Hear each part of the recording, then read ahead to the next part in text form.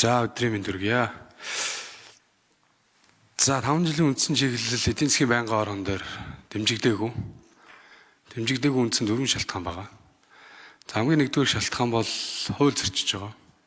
Монгол улс бол урт хугацааны бодлоготой алсаар 2050-ыг баталсан байгаа. 30 жилийн хугацаатай. За үүнтэй уялдуулаад хөгжлийн бодлого төлөвлөлт түүний удирдлагын тухай хуулийн 6-гийн 5 дээр байгаа үндсэн 8 зорилт хөтөлбөрийг батлах ёстой байсан. Одоо хүртэл батлаагүй. Энэ батлагдааг байхад 5 жилийн хөтөлбөрүүд орж ирж байгаа. Тэгээ хуулиа зөрчиж яваад байдаг. Энэ хэзээ батлагдах вэ? Нэгдүгээрт ерөнхий сайд байгаа болохоор. За хоёрдугаарт өнгөрсөн 5 жилийн тайлан хангалтгүй. Нийт 95 үзүүлэлтээр үнэлээд бүх төсөл хөтөлбөр арга хэмжээнүүд нь 50% ажиллаа хийсэн байна. Сүүлийн 10 жил засаг бариад 50% ажиллаа хийх юм бол цаашаа яах юм бэ? Ерөнхий сайдаа. Сонгуулийн тухай хуулинд өөрчлөлт оруулах юм, улс төрийн намын тухай хуулинд өөрчлөлт оруулах юм. Ажиллаа хийж чадахгүй байгаа эрх баригч ялсан нам ер нь цаашдаа сонгуульд орох шаардлага байгаа юм. Энэ дээр та юу гэж бодож байна? За 3 дахь шалтгаан. Монгол улсын хурлын тогтоол шийдвэр байнгын орооны ажлын хэсгүүд гараад тогтоол шийдвэр гардаг. 2020 оны 5 сарын 13-ны өдөр Алсын хараа 2050 урт хугацааны хөгжлийн хөтөлбөрийг ингээд тогтоол хэлбэрээр баталсан. Зандан шатар ерөнхий сайд өөрөө их хурлын дарга багтаа баталсан. За энэний хавсралт 3 гэж байгаа. Хавсралт 3 дээр Монгол улсын хүний хөгжил гэж байгаа.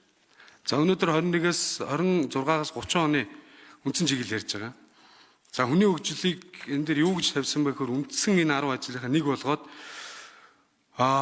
хүний хөгжлийн индексийг 0.81-ээс дээш түвшинд хүргэнэ гэж тавьсан байна.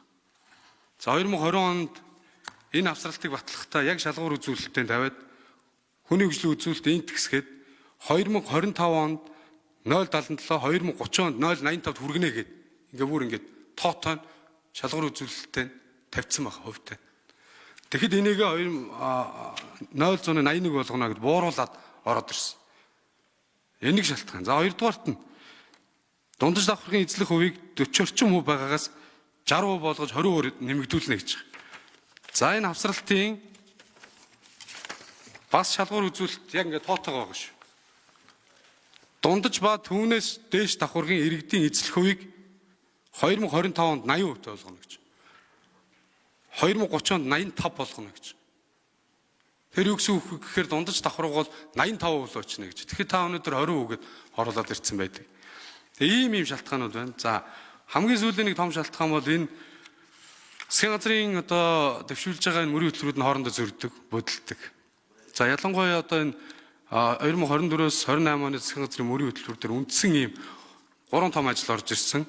26-аас 30 оны дотор орж ирээгүй. За нэгдүгээр оюутлоготой дүүцхүүц дараагийн стратегийн бүтээн байгуулалтыг эхлүүлнэ гэсэн. Энэ орж ирээгүй. Энэ 5 жилийн төлөвлөгөөнд. Эгийн голын усан цахилгаан станцыг барих гэсэн. Энэ орж ирээгүй. Энэ ямар учиртай. Дараа нь алдсан хөвшүүлэх үйлдвэрийг барих ажлыг эхлүүлнэ гэсэн.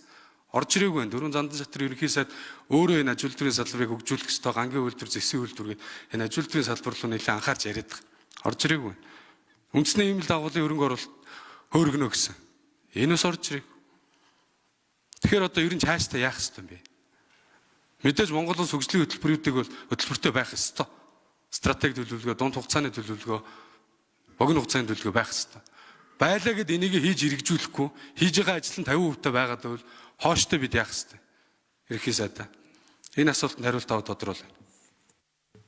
За ерөнхий сайд хариулъя. Цандас шатар сайд. Гэхдээ энэ асуултыг өөрсдөө бас тавих хэрэгтэй. Өнгөрсөн жил яагаад та нар энэ хөгжлийн бодлого төлөлтийн хуулийн 6-гийн 5-ыг ярьж байгаа. Тэгвэл өнгөрсөн жил болгон 5 жилийн төлөвөг үнэлж төлөвөнд хэлчих хэрэгтэй. Тэр үед ярьж байхгүй байсан юм.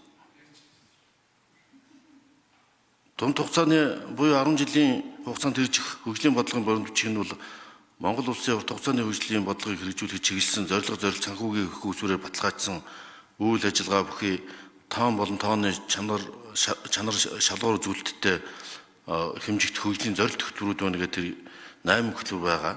Энэ 8 хөтөлбөрийг чинь бид нэр энэ саяны энэ үндсэн чиглэлд оруулаад хүний хөгжлийн зорилт хөтөлбөр байна, нийгмийн хөгжлийн зорилт хөтөлбөр байна, эдийн засгийн болон дэд бүтцийн хөгжлийн зорилт хөтөлбөр байна. Яг энэ байгаль орчин засаглал зорилт хөтөлбөр, засаглалын зорилт хөтөлбөр гэдэг энэ 8 чиглэлээр чинь бид энэ 5 үндсэн чиглэлд агуулгыг босруулаад ороод ирсэн байгаа зү. Тийм учраас ерөөсөө бид бас арчил зах зээл шилжихдээ хий хоосон хөөрөл давтаж яг энэ бодлогын баримтчиггүй явж 174 баримтчиг айл ал засаглалын үед батлаад хоорондоо уялдаа холбоогүй байсныг эмгтэх гэж энэ асуудлыг оруулсан. Үндэсний хөрөнгө оруулалтын хөтөлбөрт эгийн голын усан цахилгаан станцын тээзүг тодтогч санхүүжилтийн өсвөрийг шийдвэрлэх төслийг дээр оруулсан байгаа. Энийг бид хэрэгжүүлнэ гэж бодож байгаа.